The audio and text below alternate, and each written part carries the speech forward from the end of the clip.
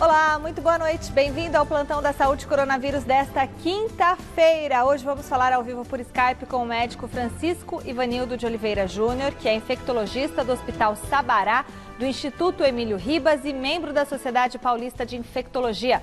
Com ele, nós vamos abordar a preocupação da classe médica com a reabertura gradual do comércio em São Paulo. Boa noite. E na bancada do Plantão da Saúde recebemos a nutricionista Rosana Perim, que é gerente de nutrição do Hospital do Coração. Nosso tema é alimentação para portadores da Covid-19. E ainda nesta edição, prefeito Bruno Covas detalha plano para a retomada da economia na capital. E prefeitos de cidades vizinhas se posicionam contra a flexibilização em São Paulo. E também responsáveis pelo vai e vem de milhares de paulistanos, motoristas e cobradores expõem rotina de medo de contaminação pelo novo coronavírus. Tudo isso logo após as dicas. Não perca. Até já. Muito bem, estamos de volta e vamos ao nosso telão da saúde ver como está a atualização dos casos do novo coronavírus no país e no estado de São Paulo. Celso. Verdade, Michele. Bom, no cenário nacional, até a última atualização feita pelo Ministério da Saúde, ontem, o Brasil registrava 25.598 óbitos e 411.821 casos. Hoje, no estado de São Paulo, pelos números atualizados, já são 6.980 mortes e 95.865 registros da doença. Em 24 horas, foram registradas 268 óbitos e 6.382 novos casos da doença em São Paulo. É um novo recorde em número de infectados por dia desde o início da pandemia. Em todo o mundo, o Brasil é o país que soma mais mortes de enfermeiros pelo novo coronavírus, conforme o Conselho Federal e Internacional da categoria. São mais de 160 registros. Além disso, outra análise também revela que a mortalidade entre os jovens é maior aqui do que em qualquer outro país na proporção por milhão, dentro da mesma faixa etária, até 35 anos. A taxa é 65% acima de outras nações ricas. A Prefeitura detalhou hoje o chamado Plano São Paulo para a reabertura gradual do comércio na capital. A cidade foi classificada na fase laranja, a que permite a retomada com maior nível de restrição às atividades econômicas. Mas, segundo o prefeito Bruno Covas, a flexibilização vai depender das propostas com medidas de higiene e proteção apresentadas pelos setores e lembrou que a cidade permanece em quarentena. Vamos ver na reportagem de Marcelo Basségio. Na coletiva virtual, o prefeito Bruno Covas frisou que nenhum estabelecimento considerado não essencial poderá voltar às atividades a partir da próxima segunda-feira, embora já haja autorização do governo do estado de São Paulo para isso. De acordo com o plano apresentado ontem pelo governo de São Paulo, as regiões serão classificadas como alerta máximo em vermelho, controle em laranja, flexibilização em amarelo, abertura parcial em verde e normal controlado em azul. A capital foi categorizada na fase 2, a laranja, na qual é possível a reabertura com restrições de escritórios, concessionárias de veículos, comércios, shopping centers e atividade imobiliária. A Prefeitura de São Paulo começará a receber a partir de 1º de junho propostas desses setores para a retomada dos comércios através do site www.prefeitura.sp.gov.br/retomada. Para que haja flexibilização, as associações setoriais devem apresentar protocolos de saúde, higiene, testagem, regras de autorregulação, regras para fiscalização, uma política de comunicação destas regras e proteção aos consumidores e funcionários. Além disso, também é necessária a aprovação dessas propostas por parte da Vigilância Sanitária. O prefeito Bruno Covas lembrou que enquanto não houver essa autorização, os comércios terão de continuar fechados, como vem acontecendo desde o início da quarentena, e seguirão passíveis de multa e interdição, caso a fiscalização encontre comércios abertos sem a permissão da Prefeitura. A partir do dia 1º, a gente passa a receber oficialmente propostas de protocolo que serão analisadas pela Vigilância Sanitária. E assim que referendadas, os setores vão poder reabrir na cidade. Até lá, continuamos a fiscalizar o que é proibido de abrir na cidade de São Paulo. O prefeito também aproveitou para lembrar a população de que é preciso manter as medidas de prevenção contra o novo coronavírus, já que a quarentena segue em vigor. A cidade de São Paulo continua em quarentena. Nós avançamos para a fase 2, conforme a classificação feita pelo governo do estado de São Paulo, mas a cidade continua com a preocupação em evitar aglomeração, em proporcionar o distanciamento social, com a utilização de máscaras e outras ações de higiene pessoal. Ou seja, infelizmente ainda não viramos a página. De acordo com dados da Secretaria Municipal da Saúde, o número de casos e óbitos na cidade de São Paulo vem apresentando uma estabilidade nas últimas 4 semanas. Com uma taxa de ocupação de UTI em 92%, a Prefeitura planeja ampliar de 1.007 para 1.550 leitos de alta complexidade nas próximas semanas, graças ao repasse de 300 respiradores feitos pelo governo e a reabertura de 3 hospitais. São eles o de Guarapiranga, que contará com 80 leitos de UTI e 60 de enfermaria, o Hospital Brigadeiro, com 20 leitos de UTI e 120 de enfermaria, e o Sorocabana, que terá o andar térreo reativado com 60 leitos de enfermaria. Além da testagem aos 90 mil profissionais de saúde da capital, a Prefeitura irá disponibilizar outros 115 mil testes rápidos para aumentar a precisão em relação à parcela dos paulistanos que já estariam imunizados. Bruno Covas também irá distribuir 3 milhões de máscaras. Atualmente, a taxa de contágio na cidade, o chamado RT, é igual a 1. Antes era de 1,7 e, de acordo com Bruno Covas, a expectativa é de que esse número caia ainda mais. O que foi feito aqui pelo governo do estado segue parâmetros internacionais e, no caso aqui do município, nós já temos um RT igual a 1 e a expectativa é que a gente tenha um RT menor do que 1 já na semana que vem. De acordo com a Prefeitura, cerca de 2.000 ônibus serão incorporados à frota da capital para evitar aglomeração para quem depende do transporte público. Segundo o prefeito, as empresas concessionárias serão avisadas assim que os protocolos com o setor privado forem assinados para que elas tomem providências em relação ao trem, metrô e ônibus da EMTU. E falando nos ônibus, a insegurança tem sido companheira constante das viagens nesse período de pandemia. Só na capital são mais de 130 casos e 35 mortes entre motoristas e cobradores, segundo o sindicato que representa a categoria. Números que não são confirmados pela Prefeitura. A preocupação de que eles estão mais expostos ao risco de contágio é fundamentada por uma pesquisa da Universidade Federal do Rio de Janeiro, que apontou que os funcionários dos coletivos têm até 70% de chance de contraírem o novo coronavírus. Entre embarques e desembarques, em meio à aglomeração de passageiros, o repórter José Paes ouviu as reclamações de quem vive essa situação de perto.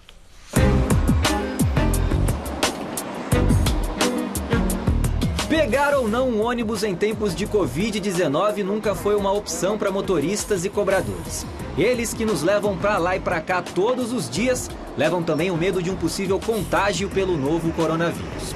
Um levantamento feito pelo Sindicato dos Motoristas e Trabalhadores de Transporte Rodoviário Urbano em São Paulo mostrou que 131 motoristas e cobradores da capital testaram positivo para a doença. Números que se confirmam nos casos relatados pelos próprios profissionais. Teve sim, perdemos um colega de trabalho. Motorista? Cobrador. Faz muito tempo? Logo que começou a pandemia. De acordo com o balanço do Sindi Motoristas, 35 motoristas ou cobradores foram mortos por causa da Covid-19, havendo ainda 520 casos suspeitos. Dentre as vítimas fatais, apenas 9 já foram confirmadas e 26 aguardam o resultado de exames. A maior parte das notificações oficiais vem das companhias que operam ônibus nas zonas leste e sudeste de São Paulo. Os trabalhadores e as trabalhadoras, e eles estão expostos o tempo inteiro, né? Tá tendo mais contato, os ônibus praticamente gira 24 horas na cidade, então é óbvio que os nossos trabalhadores eles estão muito mais expostos, correndo muito risco. O sinal de que motoristas e cobradores correm sérios riscos no ambiente de trabalho foi confirmado por um estudo da Universidade Federal do Rio de Janeiro. A pesquisa feita pela UFRJ aponta que os funcionários de transportes coletivos têm 70% de chance de serem infectados pelo novo coronavírus. Segundo o sindicato, a categoria precisou tomar medidas drásticas para garantir o fornecimento de máscaras e álcool em gel aos funcionários do setor. Entramos na justiça para que os trabalhadores tenham direito a todo esse IPI, para que eles possam ter um pouco mais de tranquilidade para exercer a sua função no dia a dia. Apesar desse esforço, alguns não cumprem as recomendações das autoridades. O Giovanni é cobrador na linha 857P da SP Trans, que faz o trajeto terminal Campo Limpo Paraíso. Ele segue à risca as regras e diz que a empresa agora tem dado os equipamentos de proteção. Dá sim, dá luva, dá máscara. Hoje eu não estou usando luva, mas eles dão sim, dão todo dia. Luva, máscara, faz a gente pegar o álcool em gel lá que eles também fornecem. Eles dão tudo, estão tudo bonitinho com a gente, cobrador e motorista. Questionada pela nossa reportagem sobre as mortes dos funcionários que trabalham no transporte público, a Prefeitura de São Paulo não confirmou o número de casos apurados pelo sindicato. A administração municipal disse que não divulga dados sobre situações específicas de pacientes e afirmou também que está adotando uma série de medidas para que motoristas, cobradores e passageiros se previnam do novo coronavírus. Talvez uma coisa interessante fosse colocar aquela caixa de acrílico, assim, também para protegê-los. Olha, e agora nós vamos falar ao vivo com o repórter Osmar Garrafa, que está no hospital de campanha do ANB, tem as informações sobre a ocupação de leitos lá e também nos demais hospitais do tipo como Pacaembu e Ibirapuera. Boa noite, Garrafa. Boa noite, Michele, Celso, boa noite a todos. É isso, são 4 hospitais de campanha na cidade de São Paulo, 2 administrados pelo governo do estado, Ibirapuera e também Heliópolis, ANB, aqui onde estamos, e Pacaembu, administrados pela prefeitura.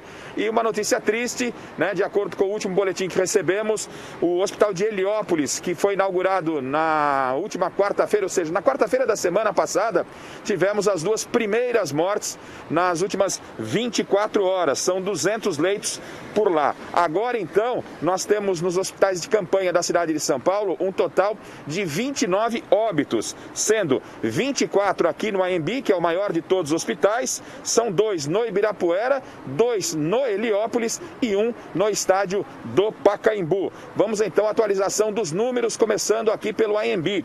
No ANB, 864 leitos à disposição, num total de 1.800. Nós temos como pacientes ocupados no ANB 477 pacientes. Enfermaria, leitos de enfermaria 457, leitos de estabilização está com 20 pacientes essa ala de estabilização, transferências foram 12 e altas 64 no ANB. No Pacaembu, ocupados 152 num total de 200 leitos, enfermaria são 144 pacientes, estabilização 8 pacientes, são as semi-UTIs, transferidos com casos agravados 8 pacientes, 21 altas e nenhum óbito. No Heliópolis, a última atualização foi de 71 pacientes com esses 2 óbitos. São 71 pacientes num total de 200 vagas. No Ibirapuera, 268 vagas, são 268 leitos. Temos agora 191 pacientes e nenhum óbito nas últimas 24 horas, Michele e Celso. Muito obrigada, Garrafa. Obrigado. Pelo menos 62 cidades da Grande São Paulo e do litoral estão na fase vermelha e não poderão reabrir o comércio a partir de 1º de junho. Dos 645 municípios paulistas, 583 receberam as classificações laranja e amarela e foram incluídos na flexibilização progressiva anunciada pelo governo do estado. E a cidade de Guarulhos, na região metropolitana de São Paulo, também não recebeu a classificação laranja, a que permite a retomada, ainda que gradual, do comércio. Mas nas ruas, o que se vê é o descumprimento das restrições, com muitos estabelecimentos não essenciais abertos hoje. Veja na reportagem de Sabrina Pires. Um dos principais critérios do governo do estado para relaxar as regras de confinamento é justamente a maior dificuldade aqui de Guarulhos. Número de leitos de UTI para Covid-19. A taxa de ocupação atual passa de 100%, ou seja, já faltam vagas. A Prefeitura tenta alugar leitos de hospitais particulares, mas ainda não conseguiu. E é por isso que a gente está trabalhando contra o tempo para conseguir contratualizar com a iniciativa privada mais leitos e também estamos pedindo ao governo do estado, existe um hospital estadual que já tem 9 leitos prontos para receber leitos Covid, só precisando de respirador e auxílio médico. E aí a gente consegue ter aí muito mais leitos e a gente baixa a nossa lotação de quase 100% para 70% nos leitos de UTI. A decisão do governo do estado, na visão de Guarulhos, é uma decisão equivocada. Não é possível a grande São Paulo toda não poder estar na fase 2, fazer a retomada econômica e a capital fazer essa retomada. Isso vai criar um fluxo muito intenso de pessoas dessas regiões, inclusive Guarulhos, indo para a capital por algum motivo, buscando consumo, buscando lazer, enfim, e a nossa cidade será prejudicada. Muito bem, vamos à nossa primeira entrevista ao vivo por Skype, hoje com o prefeito de Santo André, na Grande São Paulo, Paulo Serra, do PSDB. Com ele nós vamos abordar justamente a questão da retomada do comércio e as ações de contenção da doença na cidade. Boa noite, prefeito, seja bem-vindo aqui ao Plantão da Saúde. Prefeito, assim como Guarulhos, Santo André não recebeu a classificação laranja do governo para a retomada gradual da economia. Como que o senhor vê essa notícia? Boa noite a todos, telespectadores da Gazeta, uma satisfação falar com vocês. E a gente vê com profunda indignação, né? A gente acompanhou a entrevista do prefeito de Guarulhos, a situação de Santo André é bem diferente, né? Nós temos índices muito melhores que a capital, e desde o início, lá em março, quando o coronavírus chegou ao estado de São Paulo, a cidade de Santo André se planejou, né? Obedeceu a quarentena com bons índices de isolamento. Durante a quarentena, conseguimos fazer com que as pessoas ficassem em casa com um processo de conscientização, né? Sempre com parceria, solidariedade com a nossa população. Aí, esse tempo foi importante para equiparmos a saúde, né? E hoje nós temos 400 novos leitos exclusivos para a Covid, o que dá 49 leitos de UTI para cada 100 mil habitantes. É um dos melhores índices de todo o estado de São Paulo. E a nossa taxa de ocupação de leitos demonstra que a cidade ela teria que ter sido qualificada, assim como outras aqui da região do ABC, no mínimo na mesma faixa da capital. Nós estamos bem melhores, então não tem como a gente não se indignar. Inclusive, já fizemos um pedido de reconsideração ao governo do estado, né? Santo André hoje é uma cidade das que mais testam em todo o estado de São Paulo, já distribuímos mais de 300 mil máscaras. Nós estamos preparando esse protocolo de retomada já faz algum tempo, há pouco mais de 2 semanas. Então, se existe uma cidade que se preparou, que planejou, e os números têm mostrado isso, é a cidade de Santo André. Agora, prefeito, mais uma vez boa noite, seja bem-vindo ao Plantão da Saúde. A pergunta que eu faço é a seguinte: a iniciativa do governo do estado pegou vocês de surpresa, uma vez que a gente via as autoridades de saúde aqui de São Paulo falando em lockdown e que São Paulo, a cidade de São Paulo não poderia fazer lockdown se as cidades vizinhas também não fizessem, e de repente a flexibilização acontece justamente na cidade que tinha a maior propensão a fazer o lockdown. Isso surpreendeu vocês? Celso, eu não gosto muito de ficar discutindo o passado, porque a decisão já está tomada. No entanto, sem dúvida nenhuma, que pegou sim todos os prefeitos da região do ABC e da região metropolitana de surpresa, né? Você lembrou bem, houve a decretação de um grande feriado. Ontem, quarta-feira, era o dia que estava previsto, inclusive, a discussão de um possível lockdown. E aí, a questão não é a manutenção da quarentena ou não. A questão é a retirada da capital da região metropolitana. Se os índices são científicos, se os índices são critérios objetivos, outras cidades teriam que ser incluídas, e isso, sem dúvida nenhuma, nos pegou de surpresa. E, prefeito, a partir de agora, né, com essa flexibilização que vai acontecer e com certeza vai impactar a sua cidade de Santo André, quais medidas que a prefeitura vai tomar com essa flexibilização para evitar que o vírus se alastre também em Santo André? Nós ampliamos já as medidas porque, repito, nós já estamos preparando esse protocolo há pelo menos 2 semanas, né? Então, nós temos os pit stops da higienização, temos equipes que andam itinerantes nos corredores comerciais, higienizando, distribuindo máscaras, a testagem de todos os trabalhadores dos serviços essenciais. Estamos chegando a 40 mil testes, o que nos permitiu ter um bom mapa epidemiológico de como está a doença na cidade, né? Então, isso tudo nos dá uma tranquilidade. Claro que é difícil falar em tranquilidade em momento de coronavírus, mas os números são muito favoráveis a uma retomada. Caso o nosso pedido não seja aceito pelo governo do estado, nós vamos até as últimas consequências para que Santo André seja também autorizado a fazer essa retomada dentro dos critérios que foram colocados. Então, a gente vai até as últimas consequências, porque a cidade tem preparado os protocolos, que são protocolos de segurança.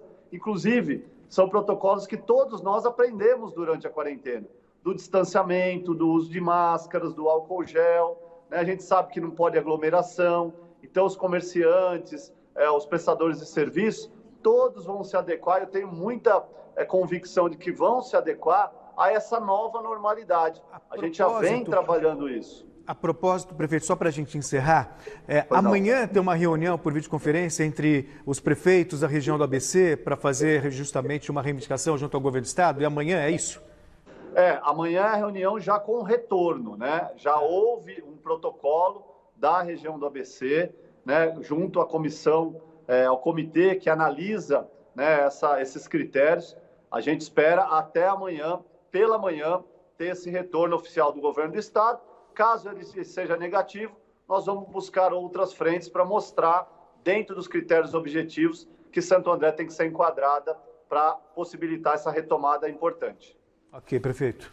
Muito obrigada, prefeito, pela sua participação aqui no Plantão da Saúde. Boa noite. Eu que agradeço, viu? Obrigado, parabéns pelo trabalho de vocês. Muito obrigado. O presidente Jair Bolsonaro disse hoje que ordens absurdas não se cumprem. A fala foi uma referência à operação da Polícia Federal contra a fake news deflagrada ontem, que cumpriu mandados de busca e apreensões em endereços de empresários aliados ao presidente. Vamos ao vivo falar com o repórter Luciano Penteado, que tem mais informações sobre essa operação autorizada pelo ministro do Supremo Tribunal Federal, Alexandre de Moraes. Boa noite, Luciano. Boa noite, Michele e Celso. Hoje o presidente, ele disse que ele jamais teve a intenção de interferir na Polícia Federal e disse essa frase aí que vocês falaram, que ordens absurdas não se cumprem, numa referência aos mandados de busca e apreensão que foram cumpridos ontem após determinação do ministro Alexandre de Moraes, do Supremo Tribunal Federal, e que mirou aí em apoiadores do presidente, blogueiros, empresários, até políticos, deputados federais e estaduais que, segundo a investigação, participam aí de uma rede que tem como função disseminar notícias falsas, fake news e também ataques a adversários políticos de Bolsonaro. O presidente disse que essas pessoas, né, os apoiadores dele, não são bandidos, são homens e mulheres que estavam em suas casas e que foram surpreendidos com a chegada da Polícia Federal. Bolsonaro criticou aí a operação. A gente lembra que essa postura da PF é de praxe, né? Inclusive na Operação Lava Jato, da qual o presidente sempre foi um grande entusiasta, isso acontecia com frequência. A Polícia Federal sempre chegou na casa das pessoas envolvidas com esses mandados, inclusive em algumas ocasiões com mandado de condução coercitiva. Bom, o presidente também falou sobre o termo gabinete do ódio. Ele disse que isso é um factoide, que esse gabinete não existe, né? Gabinete que foi cunhado, né? Esse nome foi criado pela ex-líder do governo no Congresso, a deputada Joyce Hasselmann. Foi ela que, durante depoimento na CPI das fake news, disse que haveria um grupo que atuaria inclusive dentro do próprio Palácio do Planalto com essa intenção de disseminação de notícias falsas. E segundo Joyce Hasselmann, um dos filhos do presidente, né, o vereador Carlos Bolsonaro, participaria desse gabinete do ódio. Carlos Bolsonaro nega envolvimento com este grupo. Bom, o presidente também, sem citar diretamente o nome do ministro Alexandre de Moraes, ele disse o seguinte, eu vou abrir aqui aspas para o que disse o Bolsonaro. Ele disse que ontem foi um dia triste, mas será o último. Chegamos no limite. Estou com as armas da democracia nas mãos, fecha aspas. Vamos agora ouvir um outro trecho do que disse o presidente, bastante irritado, né, falando palavrão mais uma vez em relação a esta operação de ontem. Vamos ouvir. Nunca tive a intenção de controlar a Polícia Federal. Pelo menos isso serviu para mostrar ontem. Mas, obviamente, ordens absurdas não se cumprem. E nós temos que botar um limite nessas questões. Ontem foi o último dia. E eu peço a Deus que ilumine as poucas pessoas que ousam se julgar melhor e mais poderosos que os outros, que se coloquem no seu devido lugar, que nós respeitamos e dizemos mais. Não podemos falar em democracia sem um judiciário independente, sem um legislativo também independente, para que possam tomar decisões, não monocraticamente, por vezes, mas as questões que interessam ao povo como um todo, que tomem, mas de modo que seja ouvido o colegiado. Acabou! Me desculpe o desabafo, acabou! Não dá para admitir mais a atitude de certas pessoas individuais, tomando de forma quase que pessoal certas ações. Bom, vamos agora à nossa segunda entrevista do dia, ao vivo por Skype com o médico Francisco Ivanildo de Oliveira Júnior, que é infectologista do Hospital Sabará, do Instituto Emílio Ribas e membro da Sociedade Paulista de Infectologia. Nós vamos falar sobre o panorama da doença e a preocupação da classe médica com a retomada gradual do comércio. Boa noite, doutor. Seja bem-vindo ao Plantão da Saúde. A gente está vendo aí a flexibilização, apesar dos números crescentes de casos e de doentes. Então, eu vou ser direto, sem muita enrolação. Existe uma preocupação por parte da classe médica por causa desse relaxamento, mesmo com os cuidados, e que isso possa colapsar os hospitais já saturados, doutor? Boa noite aos seus telespectadores. Sem dúvida que existe uma preocupação. Eu acho que essa preocupação não é só nossa, da classe médica. Eu acho que tem que ser de toda a sociedade. Eu acho que apesar do cuidado com que o governo definiu critérios, né, baseados em estrutura, né, dos serviços de saúde e números da pandemia, a gente tem uma preocupação, né, da forma como isso daí vai ser operacionalizada, como essa abertura vai ser operacionalizada, se a população, se os serviços de comércio, enfim, se todos os serviços que vão ser reabertos realmente vão respeitar todas as regras estabelecidas, e cabe um acompanhamento bastante rigoroso, bastante rígido, né, dos números, né, que vão se seguir a abertura para definir a continuidade ou até mesmo se não há necessidade de retroceder, né? Lembrando que a proposta do governo do Estado, né, inclui uma avaliação semanal, né, da situação, baseado na capacidade de atendimento do sistema de saúde e na evolução da epidemia. Doutor, atualmente o Brasil é o país com o maior número de mortes diárias por Covid-19 no mundo. Então, a OMS disse que a América Latina é o novo epicentro da doença. O senhor não acha que é muito cedo a cidade de São Paulo aqui partir para um afrouxamento do isolamento social? Sem dúvida, eu acho que essa é uma questão que precisa ser considerada, né? A gente sabe que existe um comitê, né, assessorando o governo do Estado, né, e que está por trás, né, dá o aconselhamento do ponto de vista científico, epidemiológico, em relação a essa tomada de decisão. Mas o fato da gente estar praticamente no que a gente considera como sendo o pico da epidemia e aconteceu o afrouxamento nesse momento, sem dúvida que é preocupante. Doutor, e por mais que falem que na verdade está acompanhado da ciência, tem algumas coisas que para mim me soam contraditórias e eu gostaria muito de ouvir a opinião do senhor. Por exemplo, Pax, ao ar livre estão fechados. Shopping center vai abrir por causa de pressão econômica. Shopping center que é um lugar fechado com ar-condicionado, ou seja, me parece muito mais arriscado um shopping aberto do ponto de vista médico, do ponto de vista do contágio, do que um parque. Não, doutor? Na verdade, o que precisa ser considerado, seja no ambiente aberto ou seja num shopping center, é a questão da proximidade física e de todo o cuidado que vai se ter em relação à utilização, por exemplo, da máscara.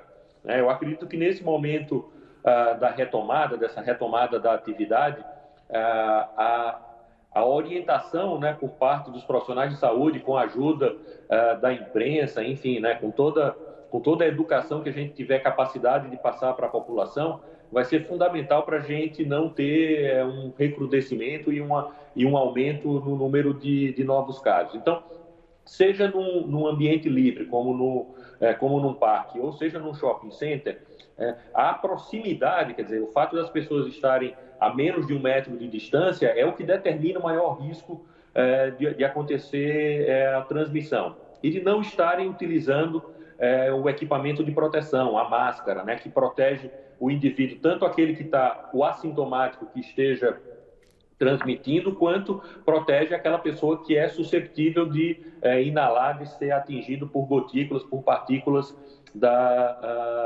contaminadas com o vírus.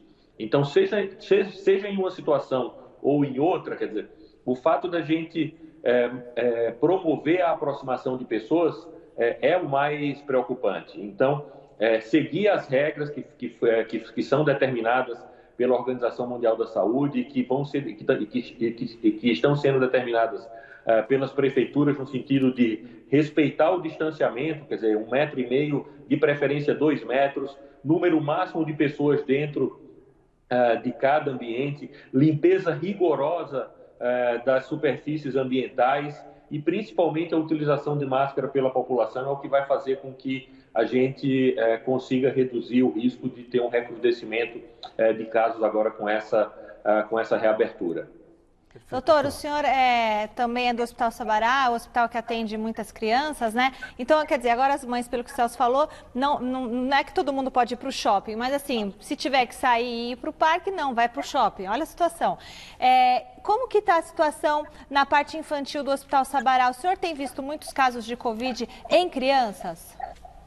Não, a gente não tem visto muitos casos de Covid, né? Essa é uma característica dessa doença, desse vírus, né? Esse vírus tem um acometimento menos intenso em crianças, isso já foi visto desde o começo dessa doença lá na China e por onde ela passou, tanto na Europa como nos Estados Unidos, essa mesma característica permaneceu, né? Então o número de casos de crianças é relativamente pequeno, muito menor do que o que tem se registrado em adultos. Recentemente, há pouco mais de um mês, começaram a aparecer os primeiros relatos de uma situação preocupante, de um quadro clínico preocupante em criança, que é uma síndrome inflamatória sistêmica, mas que provavelmente está muito mais relacionada a uma complicação pós-infecciosa do que um evento que aconteça na fase aguda da doença. Mas nós, tanto no Sabará quanto outros hospitais pediátricos com quem a gente tem contato, não tem registrado um número de casos elevado em crianças. Muito obrigada, doutor Francisco Ivanildo de Oliveira Júnior, infectologista do Hospital Sabará, do Instituto Emílio Ribas, membro da Sociedade Paulista de Infectologia. Excelente entrevista. Obrigada, doutor. Muito obrigado pelas informações, doutor. Uma boa noite. Boa noite. Boa noite. Segundo o levantamento divulgado hoje pelo Datafolha, 1 em cada 3 brasileiros que requisitou o auxílio emergencial de R$ 600 não recebeu nenhuma parcela do benefício. E 60% afirma ter sacado pelo menos uma das parcelas. E a pesquisa também mostra que, no total, 43% da população entrou com pedido de ajuda. E a maior parte, 60%, pertence à parcela mais pobre. O repórter Guilherme Camarda acompanhou a movimentação nas agências da Caixa na zona norte de São Paulo. Vamos conferir.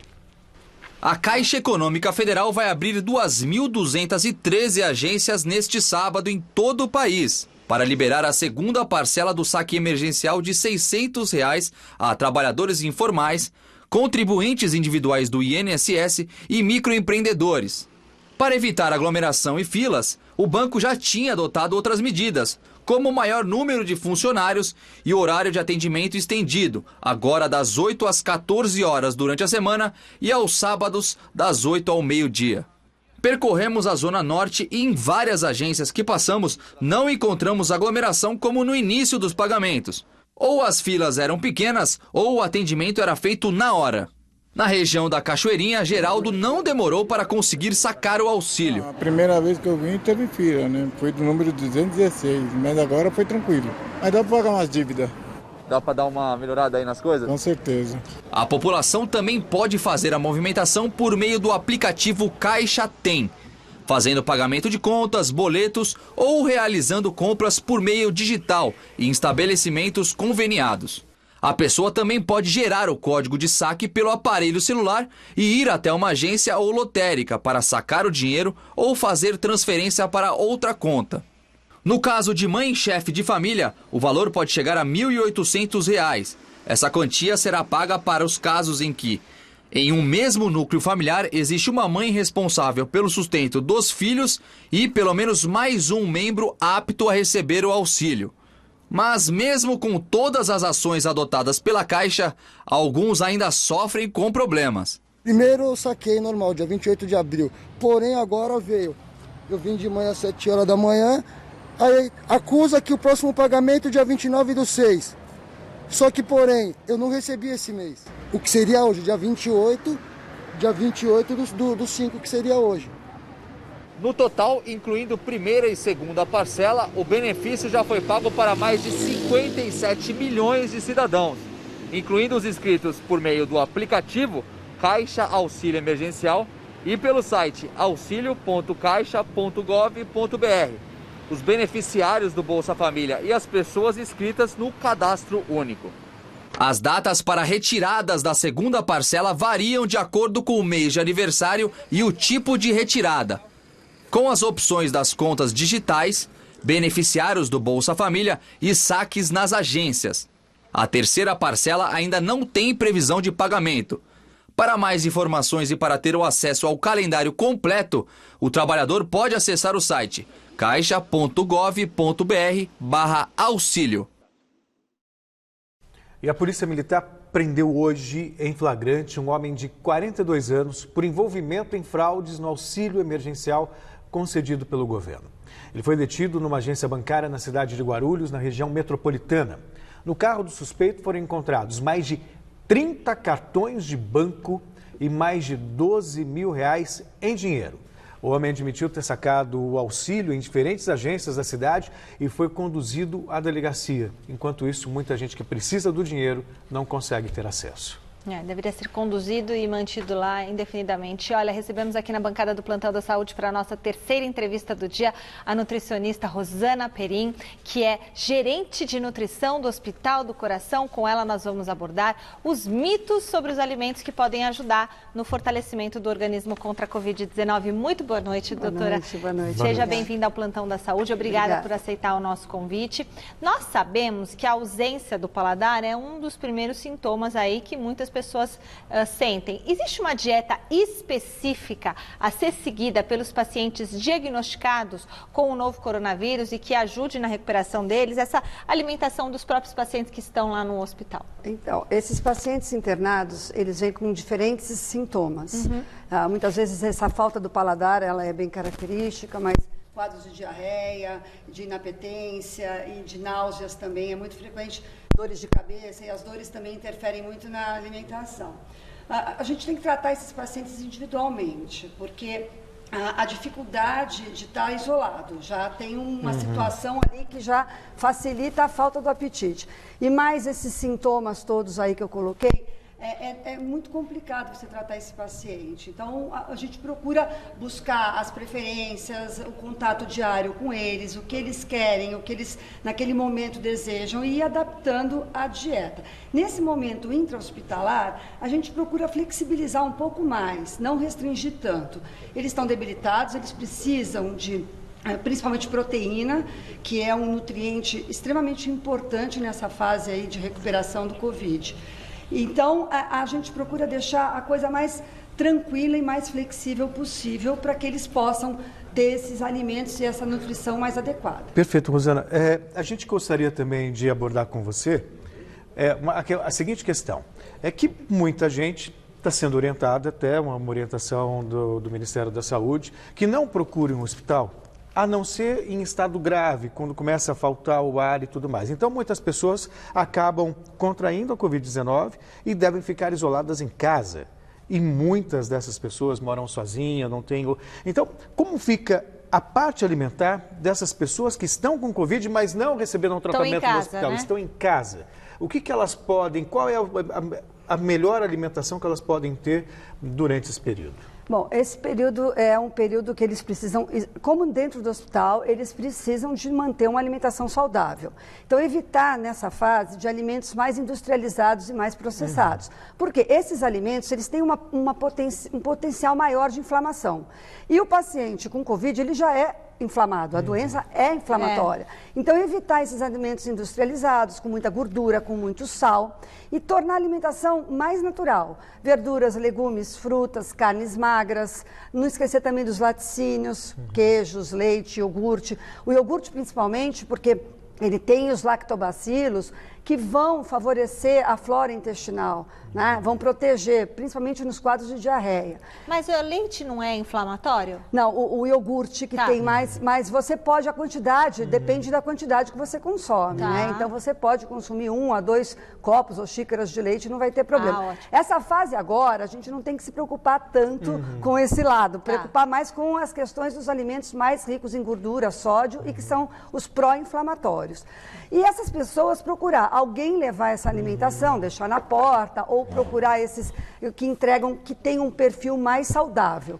E deixar essa fase mais de fast foods e desses alimentos mais de lado, nesse momento, sim. Até porque também, desculpa, só com o paladar afetado, fica muito mais difícil também se alimentar. É horrível. Sim. É horrível. O paladar e o olfato. É uma fase difícil e a inapetência, ela aparece mesmo, mas a gente tem que ir fazendo mesmo, ir forçando na forma de vitaminas, sucos, para você não deixar, porque aí você começa a perder peso e a recuperação vai ser muito mais tardia e mais dificultosa, né? Rosana, é importante pontuar, né? Você é especialista em hábitos saudáveis, né? Que contribuem aí para um fortalecimento do sistema imunológico.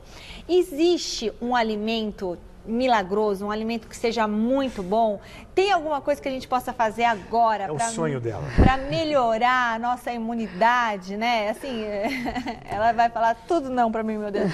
Então, o que a gente pode fazer? O que a gente pode comer que é bom? Por exemplo, alho, descascar o alho, pôr na água, beber uma aguinha com alho.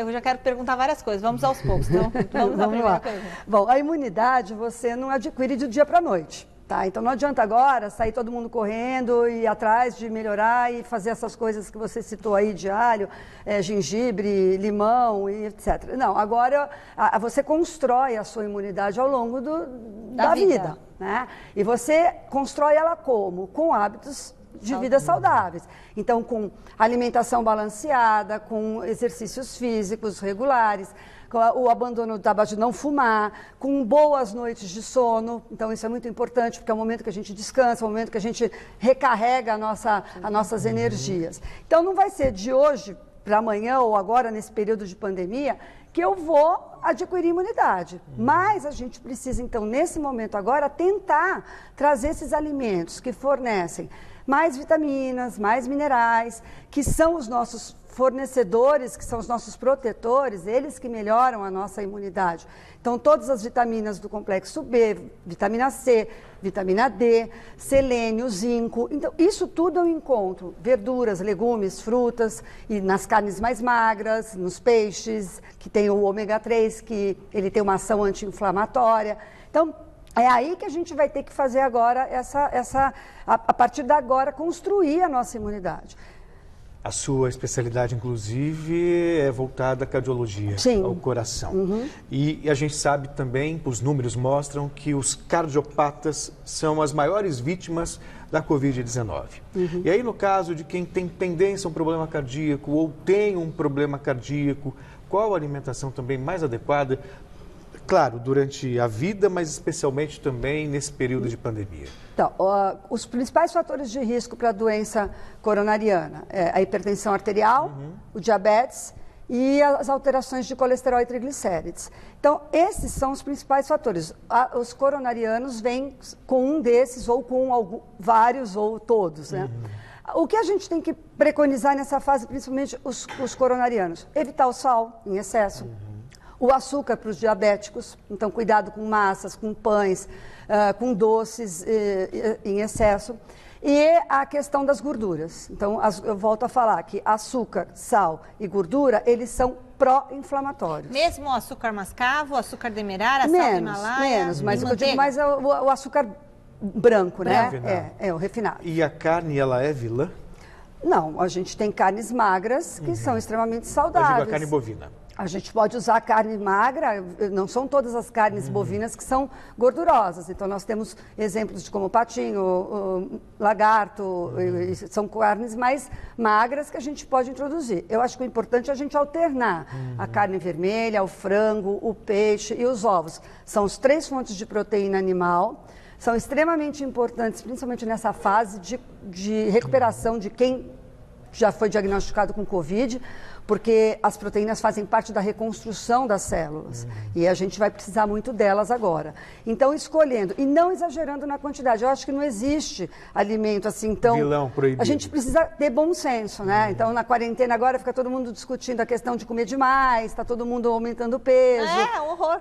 Então, é você saber escolher bem os alimentos e tentar se exercitar. Exercitar, né? e aí você quer comer uma coisa gostosa também pra, né? Não é proibido, essa fase a gente está podendo tudo, né? Tá certo. Então, daqui a pouquinho a gente continua conversando com a nutricionista Rosana Perim, que é gerente de nutrição do HCOR. Vamos agora falar do esporte e do impacto do novo coronavírus no mundo esportivo.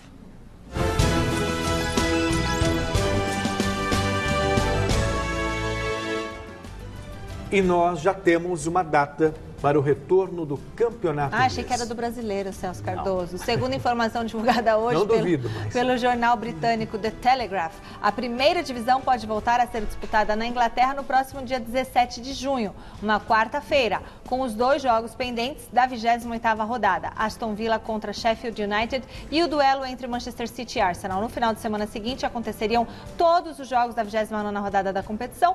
A informação foi confirmada agora no final da tarde pela Premier League, organizadora do torneio, mas a entidade ainda precisará comprovar que todos os protocolos de segurança serão adotados para receber o sinal verde das autoridades.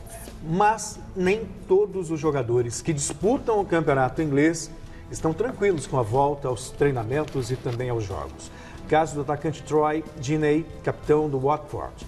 O atleta se recusou a retomar as atividades em grupo, preocupado com a saúde do filho de 5 meses que nasceu com problemas respiratórios. A postura do jogador, acredite, irritou parte da torcida, que passou a fazer ofensas nas redes sociais.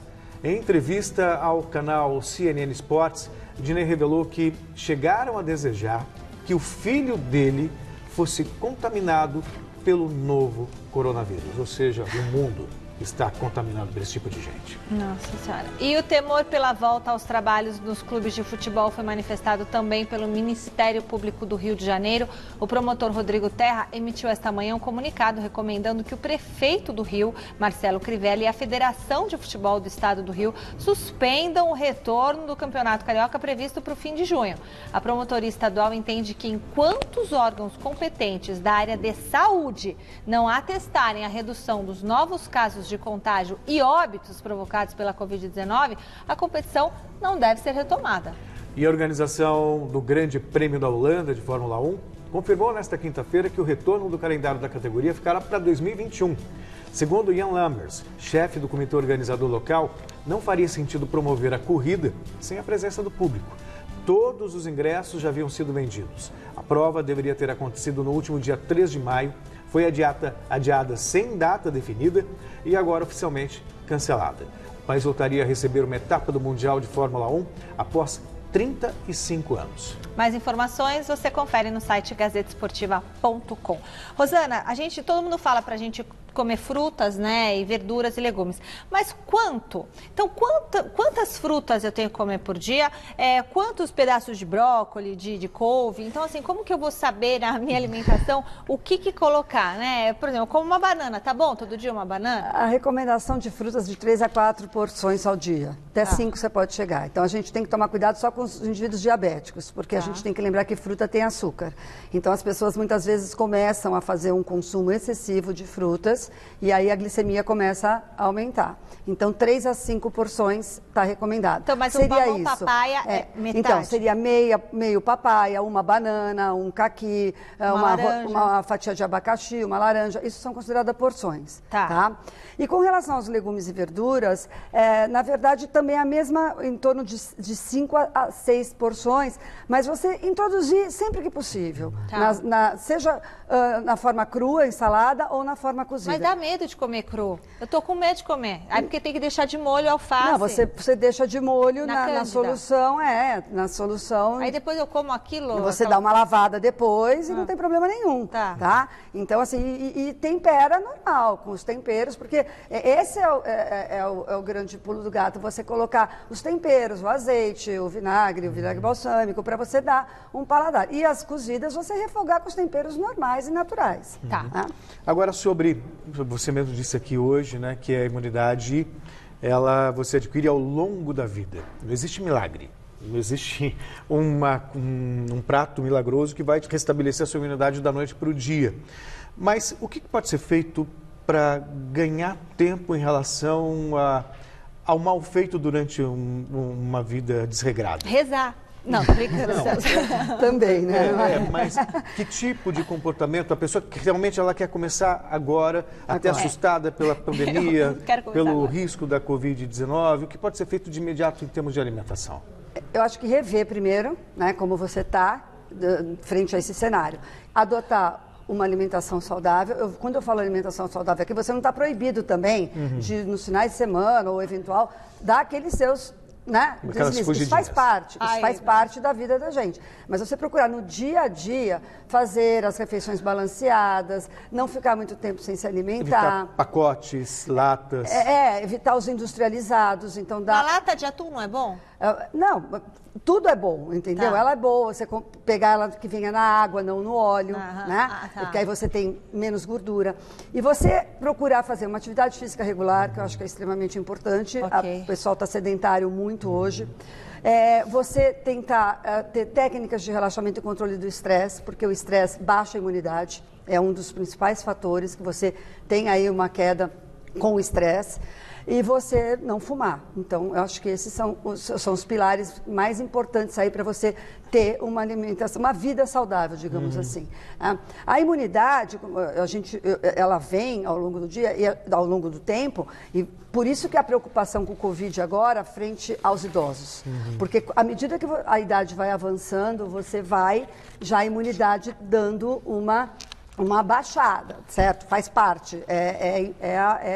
É uma lei natural. Algumas medicações também podem baixar a imunidade, algumas doenças, a gente tem as doenças autoimunes que já deixam. Então, essas pessoas que têm algum desses já fatores, ficar mais de olho, né? E aqueles que não têm, procurem trazer essa imunidade aí ao longo, mantê-la alta, boa, ao longo da vida. Talvez por isso, não por acaso, o Brasil tenha o maior número de jovens mortos por Covid, justamente por causa de uma falta de boa alimentação. Muito até pela desigualdade social. Mas a nossa alimentação a desigualdade social é muito grande. Mas eu acho que pela obesidade, porque a gente pôde ver bem que os jovens que tiveram aí o óbito foram mais, avaliando, eles eram obesos, né? E a obesidade, ela com o Covid, existe uma maior penetração nas células adiposas, né? Os indivíduos obesos, eles tendem com comprometimento mais da respiração, né? Então isso já favorece o agravamento dos sintomas. Perfeito. Muito obrigada, Rosana Perim, que é gerente de nutrição do HCOR. Excelente entrevista. A gente voltar aqui toda semana para explicar para a gente. Hoje é o dia do hambúrguer. Então nós terminamos essa entrevista pedindo hambúrguer. Não, a gente vai no final de semana pode, porque hambúrguer é saudável. Um beijo, até amanhã. Não é muito saudável. Obrigada. Uma boa noite para você e até amanhã. Se for de patinho, é saudável. Fique agora com o Jornal da Gazeta.